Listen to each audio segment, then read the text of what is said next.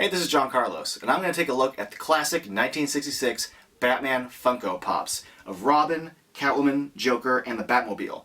Now, I didn't buy Batman because the Batmobile comes with a little Batman inside. So let's go ahead and dive right on in and check these out. Now, under the Pop banner, Funko has done several, like Pop Heroes, Pop Holidays, Pop Movies, Pop Marvel, but this is their first Pop Rides. I know there's going to be a DeLorean coming out for Back to the Future, so I'm really looking forward to that.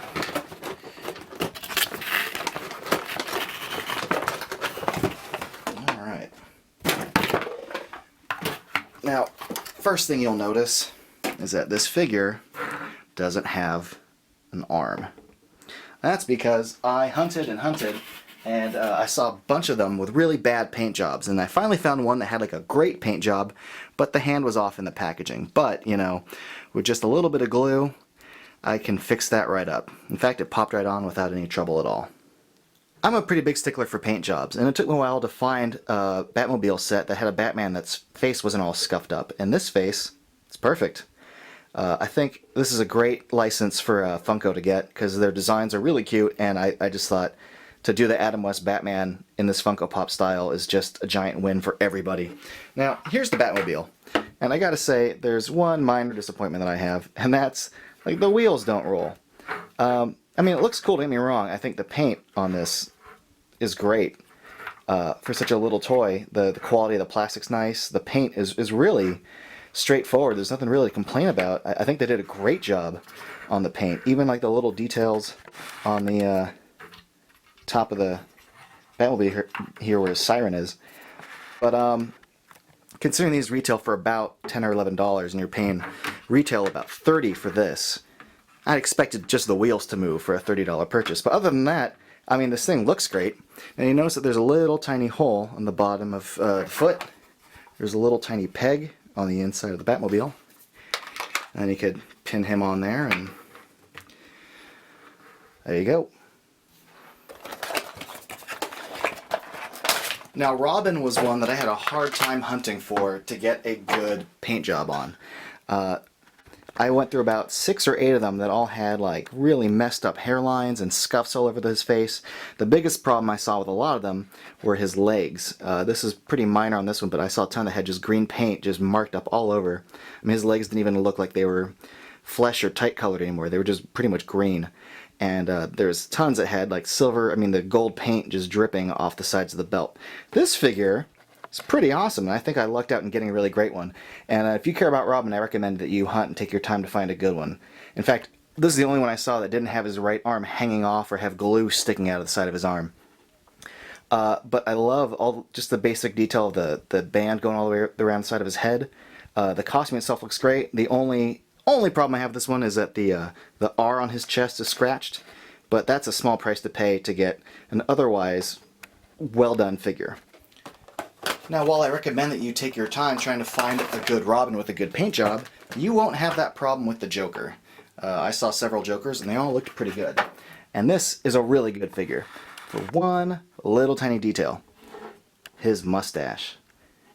Cesar Romero did not want to shave his mustache when he was playing the Joker, and I like that they sculpted in his mustache on this figure. It's sculpted with the white makeup over it, and it's awesome. It's details like that that really make me like this figure a lot. They did a good job with the paint scheme too. I mean, his hair looks good, the Joker lips look good. But what I really like is the paint on the suit. I know it's just a bunch of little black dots, but Funko's been really hit and miss with their paint jobs lately.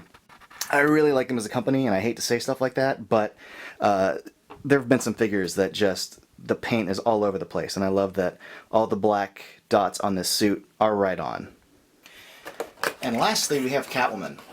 I'm particularly excited about this figure because when it came to all the DC Comics Funko Pops, they made Batman and Joker and Riddler and Robin and all these characters except Catwoman. Then they started that plush line, and they included a Catwoman in the plush line, but they didn't include it in the Pop line. So this is the closest I'm going to get to having a Catwoman Funko Pop so far. I think they did a great job on this mask. They've been really hit and miss with some masks lately, like their Nightwing and their Harley Quinn.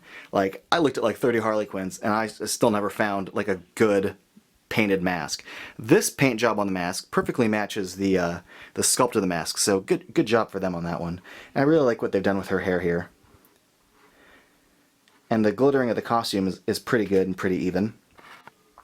I mean, if you're a fan of the character, I don't see any reason why you wouldn't really like this figure. I really like Funko as a company. They've got great product output.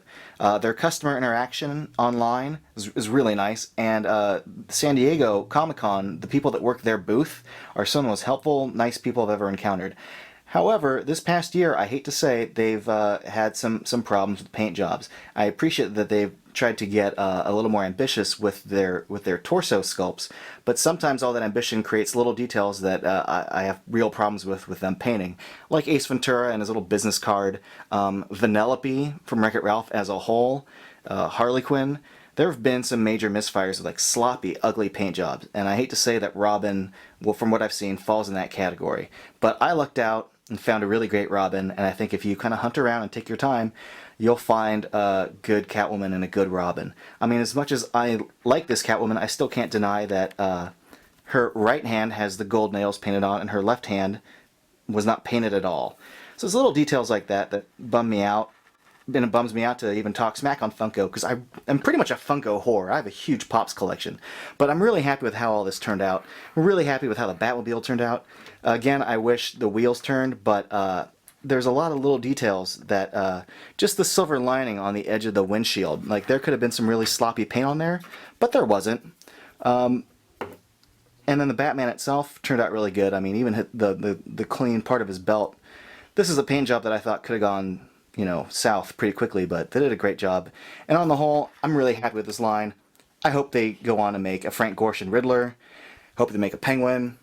Let's get an Egghead. That'd be cool. Thanks for watching.